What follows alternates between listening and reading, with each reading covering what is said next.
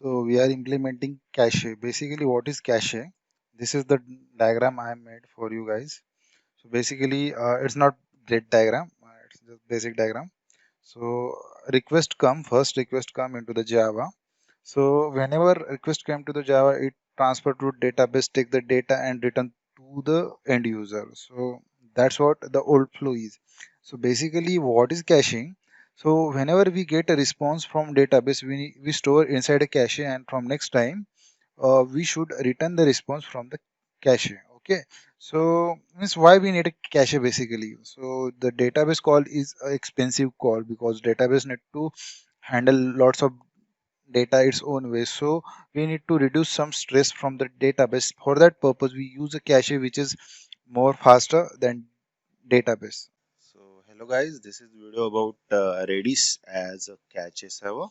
Okay, so this is Redis. I already started on 6379 port number, and this is the project Redis cache server, and I do already some configuration and some part of this project which is very basic because I don't want to waste my time to implement the basic thing. I want to concentrate on caching. So these are the some of this dependency: Spring Boot Data JPA, Spring Starter Data Redis, Spring Starter Web, MySQL Connector, Lombok, and Test. By default it is. And in application properties, I added some properties regarding to the database. So this is property for database connection. This is properties for Hikari CP, and this is properties of Redis. So I added all properties which are required for this project. I created one entity called book, and here is only one parameter called name, and ID is auto generated. After that, I created book controller, and here we have simple CRUD API, which is find all, find by ID, save, update, and delete by ID. Okay, so and after that we have implemented repository to communicate with database. So now let's work on configuration part. So I am configuring Redis server for cache. So it's a configuration part. I create one package called configure, and it's a Redis configuration. Okay, so yeah, let's start is first thing first. We need a Redis connection factory.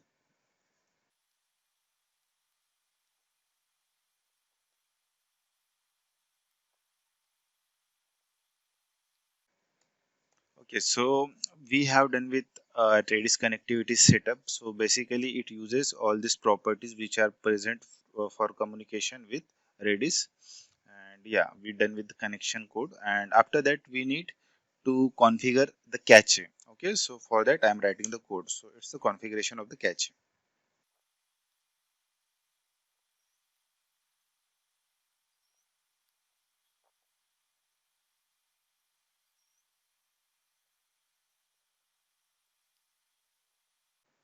So I am done with the configuration part. So I write simple code, Redis cache configuration.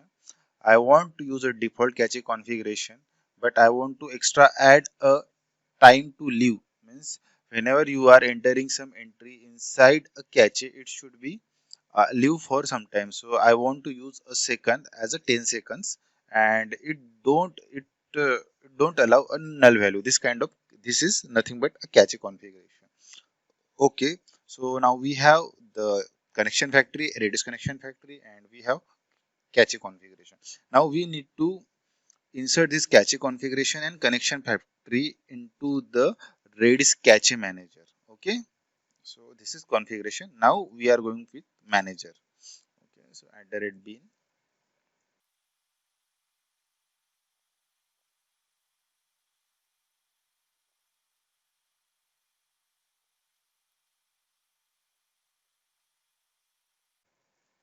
Okay, so what I did here, I created connection factory from here. I pass it to the cache manager, and after that I pass the configuration to the cache manager.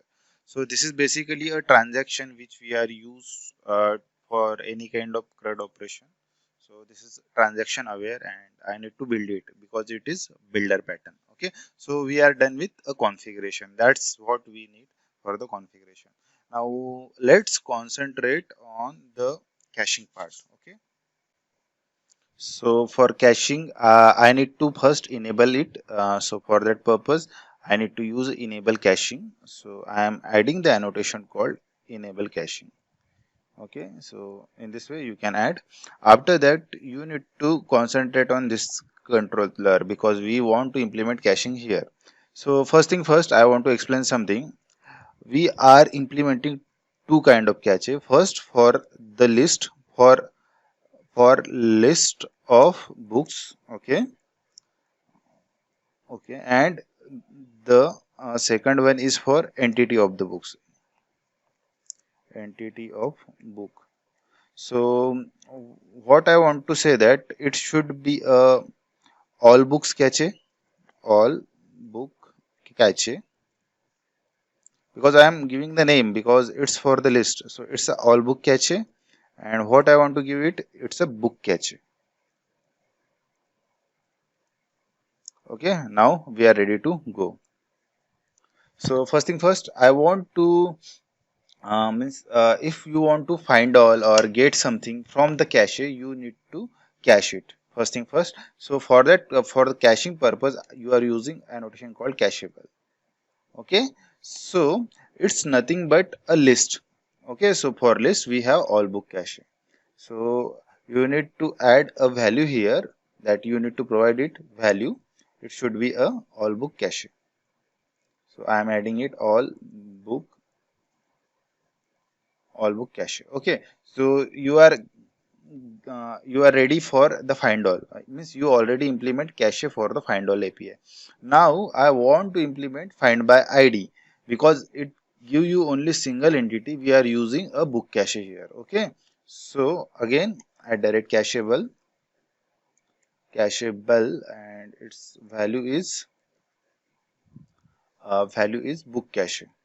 So can I make it big?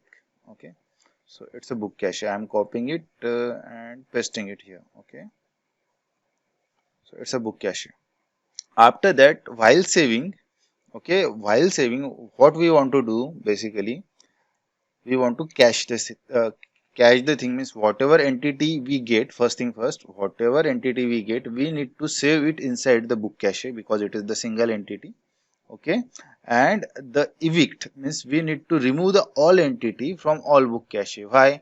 Because if you insert some new entity into the book cache, so this cache is the older one. Okay, so this is updated but this is older one, so you need to remove it. Means whenever new entity or whenever new request come, at that time we fetch the data from database and put all cache inside that all book cache. Okay, so that's the two step we need to perform here. So for that purpose I am use a caching.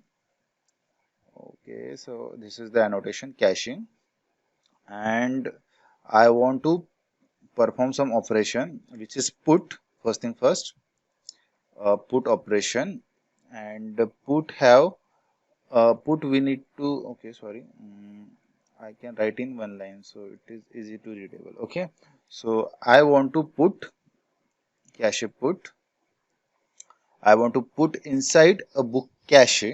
So yeah, that's it. So you want to use a value as again same book cache, and a key should be, we need to specify the key. Okay, so for that purpose you need to specify the key, and sorry, it's key, okay, no, it's not like that. We add, it's not annotation. Okay, sorry for that. And you need to specify the key. Okay, so key should be something, something I get from, something I get in this entity, means in this request body. So I want a key should be a ID basically.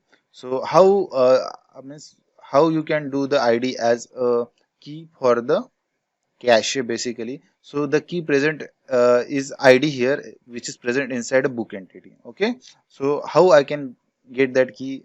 For that purpose I am using uh, hash, and I want to use this book with parameter which come here, and dot what is id. Okay, so we done with the put part. Now I want to implement a evict part. Okay, so for that purpose I am using evict. Okay, and same thing happen here. We want to evict a cache evict. Okay, so this is cache evict, and what you want to evict, basically value. You want to evict all book cache. Okay, so that's how it work. Okay, so it's same for save and update, basically. So I'm copying it and putting it on paste. Okay, so because it works same with. Okay, I do some mistake here. Okay, copying, and now I'm putting it on caching part. Okay, so now I want to perform delete. So what happen when you perform a delete, basically? So you already have one cache here. Okay, so it's all book cache. So whenever you want to delete something, you need to clear this all book cache first thing first, and you need to clear the book cache. Not all book cache, the specific entity you want to delete from the database, you need to clear it from the book cache too, and you need to clear the all book cache. Okay, so let's do this again. Annotation called caching. Okay, caching, and after that uh, you want to evict it first thing. Okay, you want to evict it.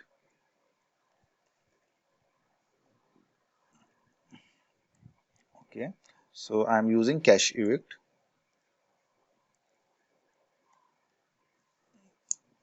Okay, so I am evicting basically this part, book cache. So I am using book cache here, and what I want to remove, basically a specific id. Okay, so specific id means we get this id and we need to remove this id from cache too, because it's removed from database. So your key should be a id. So I'm using annotation, I'm using id hash. Okay, so hash id. Okay, and now we need to clear this all book cache too, because it's not possible to remove specific entity from cache, so you need to clear all cache. So whenever request come, it should be automatically loaded. Okay, so again I am using same annotation called cache evict, and value should be. Okay, I need to miss comma here. Yeah, and hollow should be all book cache. Okay, so I'm copying it and pasting it once again. Okay, now let's run the program. Now let's run this project. Let's see what happens.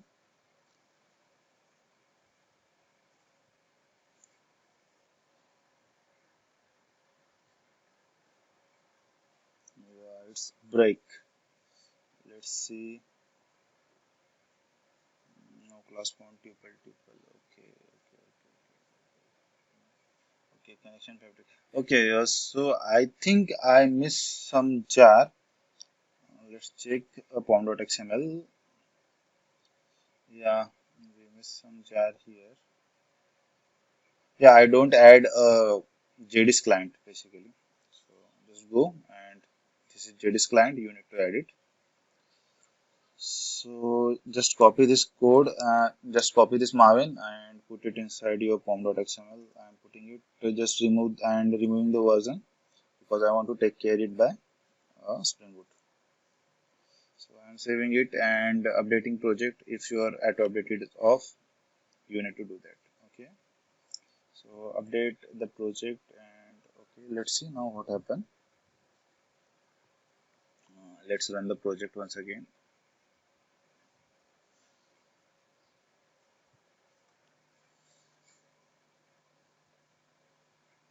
Yeah, your project is running perfectly fine. Yeah, that's what we want. So now let's test it. How to test it? Okay, basically. So I already write some APIs here. Okay, I already write all APIs here. So reduce the work. Okay, so basically we have this controller, and let's do save first thing first. Okay, I am using save. So we have save here, okay, which is post request, and this is the body part, raw JSON. We need to send a name. First thing first. Okay.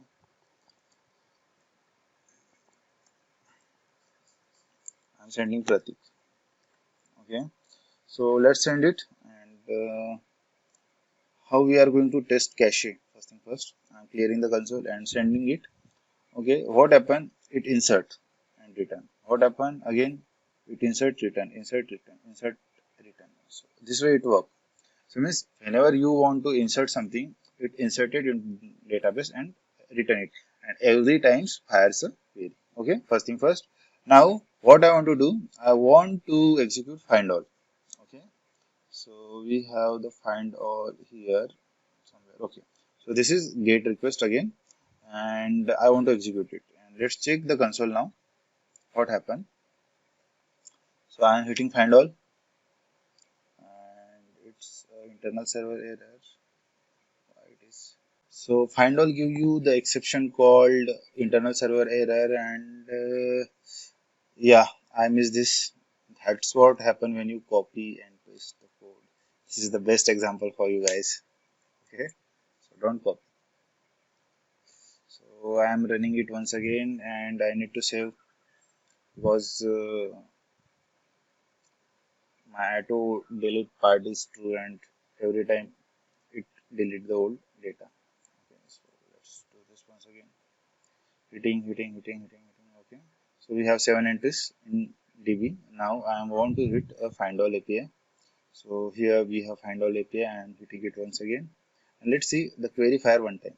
Okay. If I hit second time, yeah, you get data, but query didn't fire. Look at this. Look at this magic, bro. But what happened after some time? It's fire. Why? Because whenever we are creating the configuration part, we give time to live second as a 10 seconds. So after 10 seconds, it goes to database and get data and come with. Okay. So this is where find all work. Let's check find by ID. So find by ID having the 7. Okay. I'm putting 7 here. So now let's check it. And it's not found again. Okay. Find by ID is there and I is capital. Now let's test find by ID. So yeah, you get a 7, and now let's check a query. Select star from something, and something is happened. Okay, so next time it's didn't fire because the data is present inside a cache. So we don't need to go database. Again, same thing, same happen. And save is done, update. So what I want to do, I want to copy it and perform some update, which is post API, body and raw and JSON. Yeah, this is the flow, and I need to put it here, and instead of Pratik I want to change it to code with Pratik.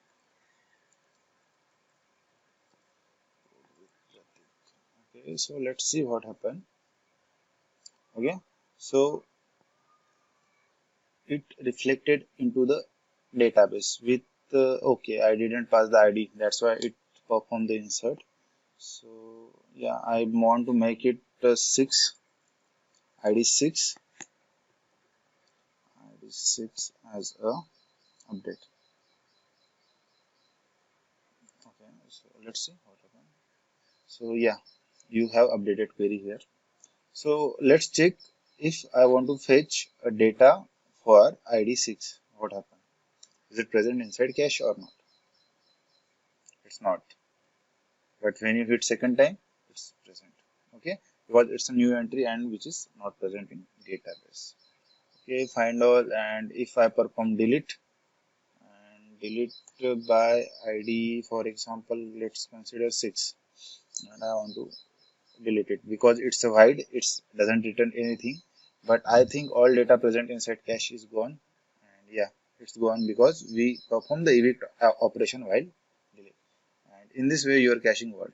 Okay, thanks for watching. It's not main thing is it's not hitting new query for the database, instead of it return the value from the cache. Thanks for watching, guys.